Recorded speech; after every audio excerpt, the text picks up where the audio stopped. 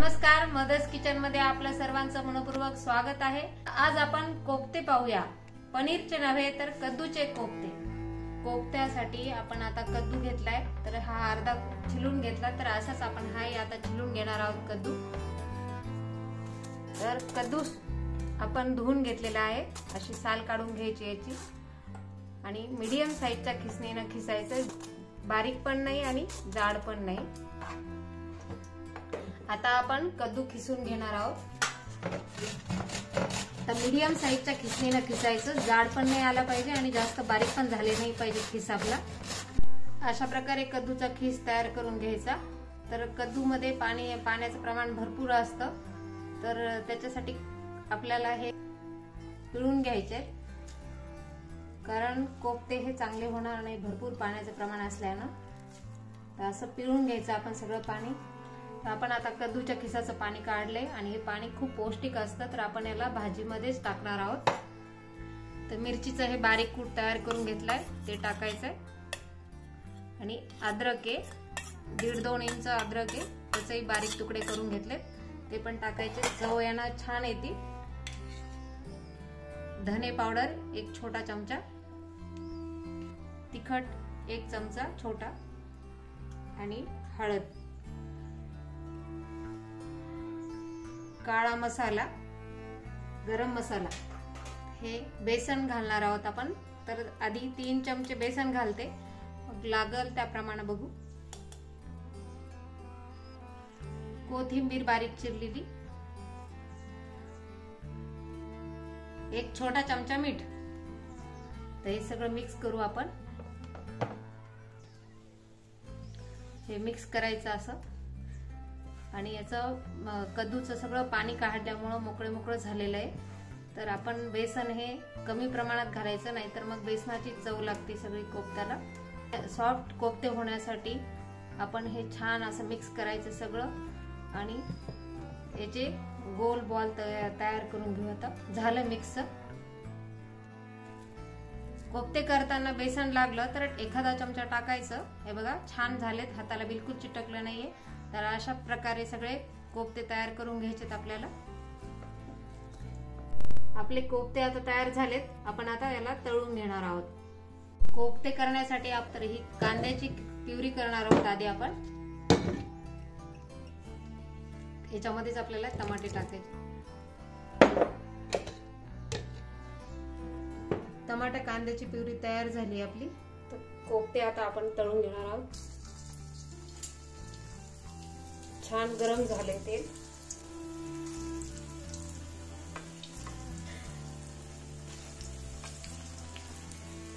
याला हलक्या हाताने दुसऱ्या साईडने तळून घ्यायचं, नाहीतर आपले कोफ्ते फुटतात। तर बेसनाचं प्रमाण हे व्यवस्थित झालं पाहिजे। बघा आल्हाद असं पलटून घ्यायचं आणि जास्त प्रमाण टाकायचं नाही आणि मीडियम गॅसवर तळून घ्यायचे, नाही तर आतमधून असे कच्चेच राहतात। तर व्यवस्थित असे तळल्या गेल्या पाहिजे, गोल्डन होईपर्यंत तळायचे। बघा आपला कलर हळूहळू यायलाय आणि छान क्रिस्पी होतात, कारण आपण डाळीचं पीठ हे फार कमी प्रमाणात घेतलेलं आहे, जास्त नाही घेतलं। झाले गोल्डन कलर आलाय, आपण घेऊ याला। तर काढू आपण आता याला, बाकीचे तळून घेऊ आपण आता हे सगळे।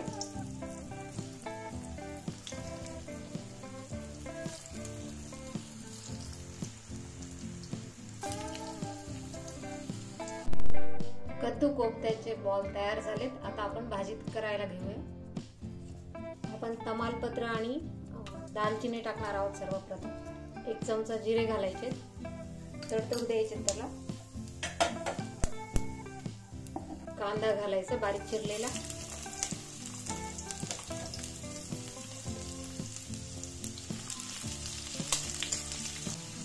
लालसर होऊस्तोवर चांगला परतून घ्यायचा कांदा आपल्याला।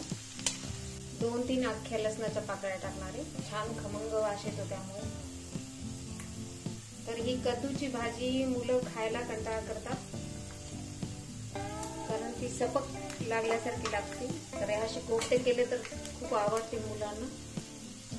आपण आता प्युरी घालणार आहोत टमाटा आणि कांद्याची।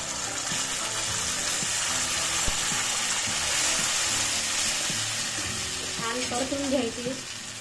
याच्यातला कच्चापणा गेला पाहिजे कांद्यातला आणि टमाट्यातला.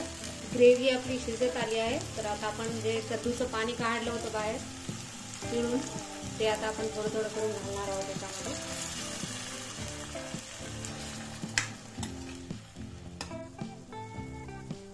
एक चमचा लाल तिखट,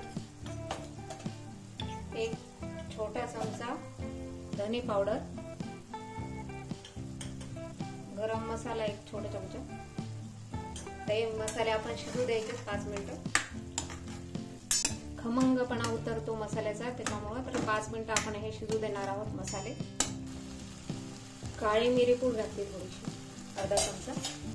आपण 1 चमचा बेसन घालू, कारण हे बेसन घातल्यामुळं ग्रेव्ही छान होते आणि छान टेस्ट लागते. तर ही फ्लेवर छान येतो. तर ही टिप्स आहे, नोट करून घ्या तुम्ही ही.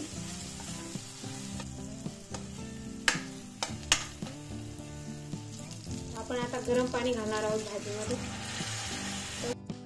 पाणी भरपूर टाकायचं, कारण कोफ्ते हे रस्सा शोषून घेतात, त्यामुळे पाणी भरपूर पाहिजे. अर्धा चमचा हळद रंग कलरसाठी, चवीनुसार मीठ टाकायचं. आता याला उकळी येऊ द्यायची चांगली. 5 मिनिटं आपण झाकण टाकून ठेवूया. आपलं आता हे उकळी छान भाजी. आता याच्यामध्ये आपण कोफ्ते टाकणार आहोत. तर कोफ्ते टाकल्यानंतर फक्त 2 मिनिटच ठेवायचं.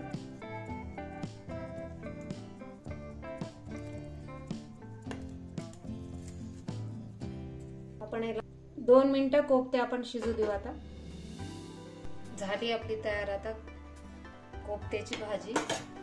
बघा किती मस्त छान दिसायली. आणि जरी हा तुम्हाला पातळ रस्सा वाटला तर हे हळूहळू थंड होत आलं की घट्ट होत राहते, कारण हा कोफ्ते हे सगळा रस्सा शोषून घेते. हे कद्दू कोफ्ते पहा तुम्ही पण करून. झाली आपली तयार कद्दू कोफ्ता करी. तर आता आपण काढून बघू कशी झाली, तुम्हाला दाखवते.